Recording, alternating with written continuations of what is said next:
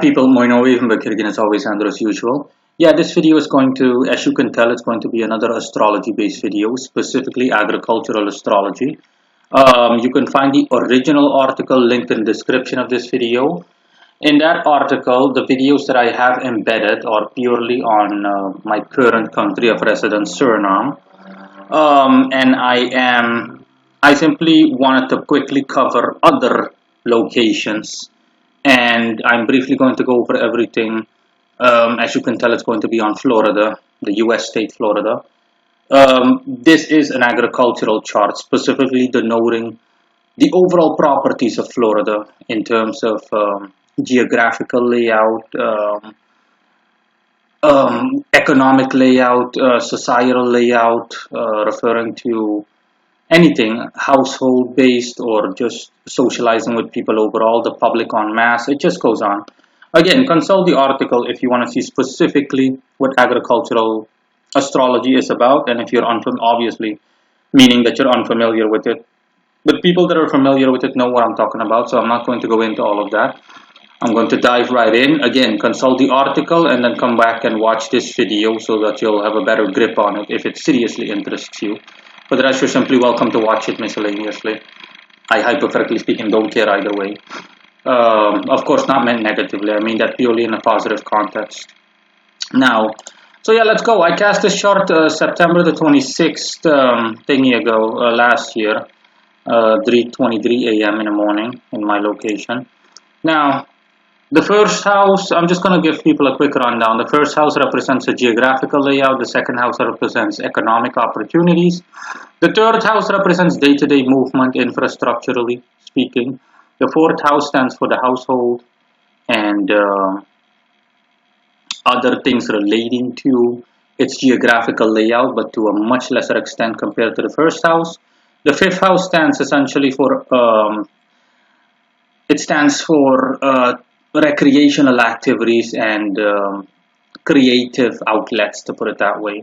The sixth house stands for specifically working conditions, and overall things that take place and circumstances, overall things that take place on the working floor.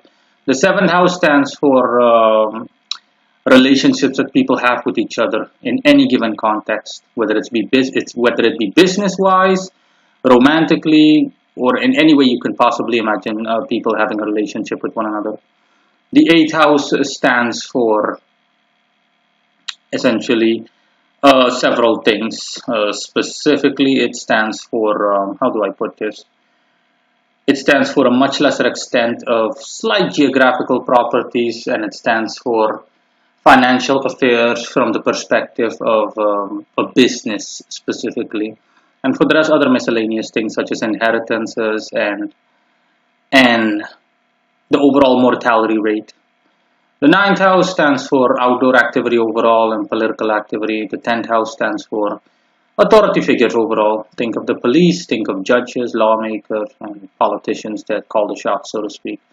11th house stands for the public overall, and the 12th house stands for any naval or main naval capacity that Florida in this specific case has. So yeah, now let's dive right into it. The first house is ruled by the zodiac sign Leo, which stands for the fact that Florida overall geographically is quite stable and consistent. You know, Florida isn't exactly a place that has rugged mountains that are hundreds of meters tall, or has deep crevices and ravines that are the exact opposite, hundreds of meters of deep, to the point where you can plummet to your death. It is more or less smooth geographically, okay, generally speaking, it's smooth.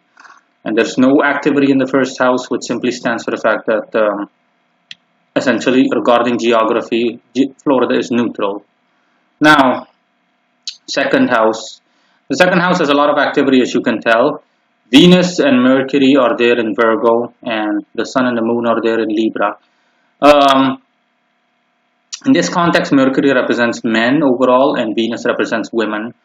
The fact that both are in Virgo stands for the fact that there is a lot of financial opportunity in Florida, a considerable amount of financial opportunity. But Mercury is going retrograde, which stands for the fact that there are difficulties.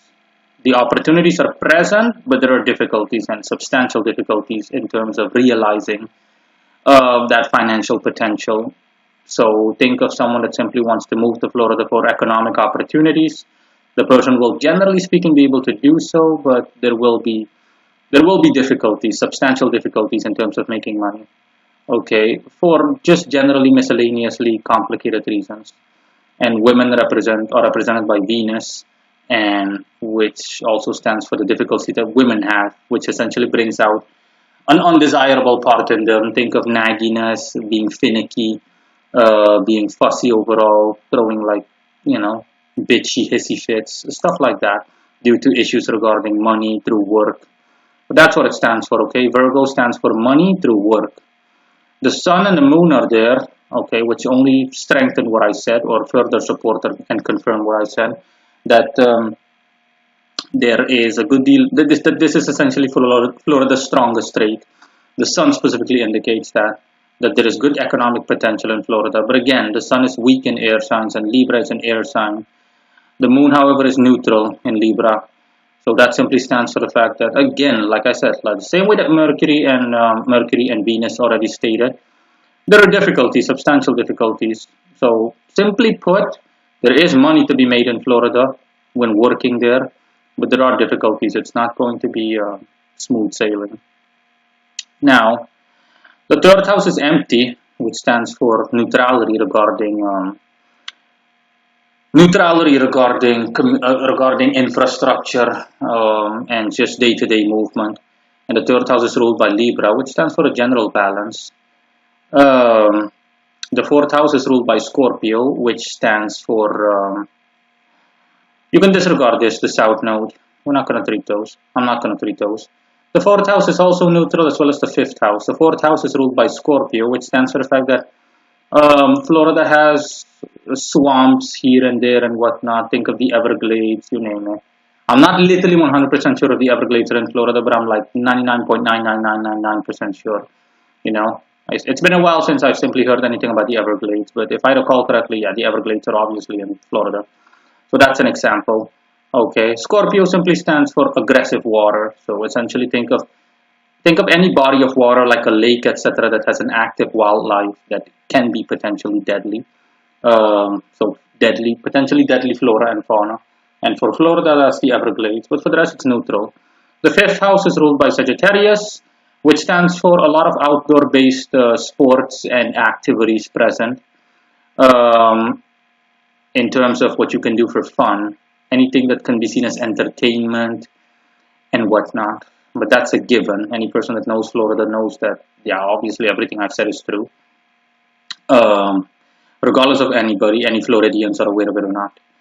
Now, the sixth house is ruled by Capricorn, and Pluto is in there. Also in Capricorn, Capricorn is one of the strongest signs Pluto can be in, but it's going retrograde, which stands for the fact that, generally speaking, when it comes to work and overall working conditions, working conditions and circumstances, the overall working environment, that Floridians in general and people living in Florida have a tendency to be lazy, substantially lazy.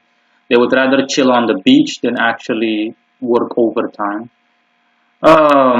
Moving on, the seventh house is ruled by Aquarius, and you've got Saturn there, also in Aquarius, strongest sign it can be in, other than Capricorn. But it's going retrograde, which stands for the fact that people are social in general in Florida. They like socializing, but at the same time, they also have a tendency to do the opposite, essentially be reserved and not want to do any kind of socializing with anybody. So think of, when it comes to people bonding with each other, it's more of a bipolar mentality they have, like going back and forth. Or part of the population or populace wants to do so and the other part doesn't. It just goes on. The eighth house is ruled by Pisces. And yeah, Neptune is there in Pisces going retrograde, which stands for the fact that when it comes to the mortality rate, there is a lot of accidents, or a substantial amount of accidents and deaths and whatnot are caused. Take place under naval circumstances. So think of swimmers, people going swimming, drowning. Think of the danger for that is present. It doesn't necessarily have to mean that there is a high mortality rate. It's either one or the other or a combination of both. the danger and the probability is present for that being the case. Um, think of swimmers drowning. Think of shark people getting killed by shark attacks or something else. Think of people that go deep sea diving and spelunking and related. Getting involved in some accident where they die. It just goes on. Okay, that's why Jupiter is also there in Aries. Stands for a lot of aggression, a lot of strife and whatnot. Going retrograde. Um, it also stands for some judicial difficulties, specifically involving finances. Think of litigations. Think of inheritances that people are not supposed to get, and yet they still get it, or they try to desperately get it through some kind of insurance fraud, things like that. Okay, anything you can think of. Um, Ignore Chiron as well. We're going to keep moving on. Ignore the North Node as well. The ninth house is ruled by Aries, which stands for, generally speaking, like I said, a lot of outdoor activities taking place, or a lot of outdoor activities being present. I wanted to say two things at the same time, lol. But there being a substantial or a considerable risk of danger present, in these activities. Again, any activity that you can think of as an outdoor activity in Florida. Surfing, kite surfing, skateboarding, anything you could think of, off-roading, anything, okay? Having a certain degree of danger about it in the sense of being prone to accidents or a violent death in the absolute worst case scenario, disaster scenario.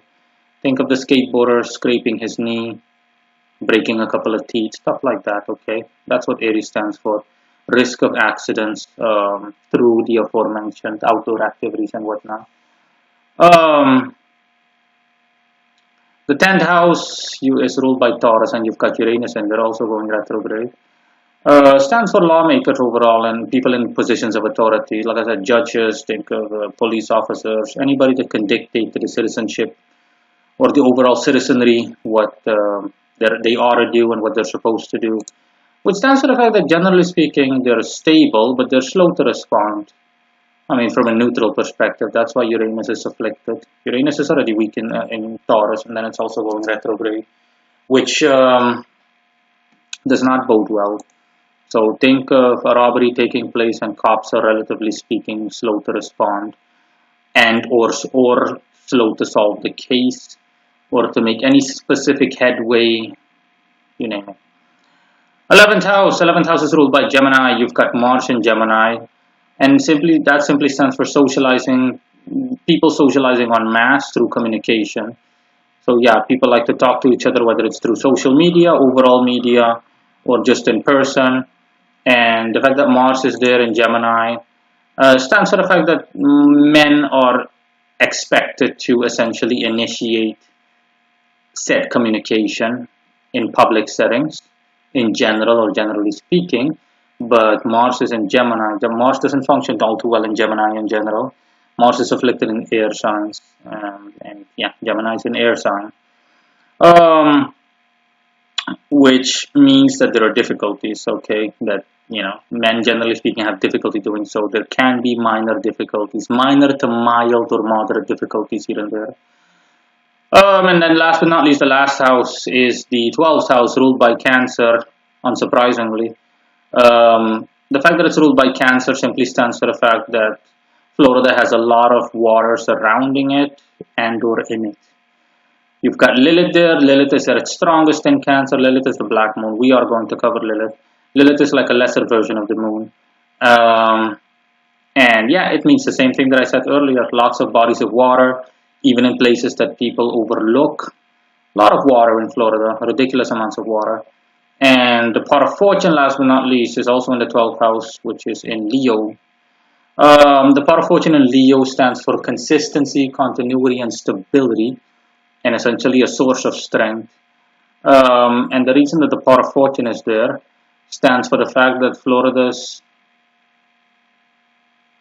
main or strongest source of success Don't confuse it with what I said earlier about the sun. The sun essentially stands for the strongest suit the strong suit that Florida has from a human perspective. But specifically from a maritime perspective or a naval perspective, the fact that Florida has so much water all around it as well as in it um, definitely contributes tremendously to its excellence overall and all the benefits that it has to offer to its population and inhabitants. That's what the pot of fortune stands for. So there you go. That is how an astrological agricultural chart is cast. Bye. Until next time.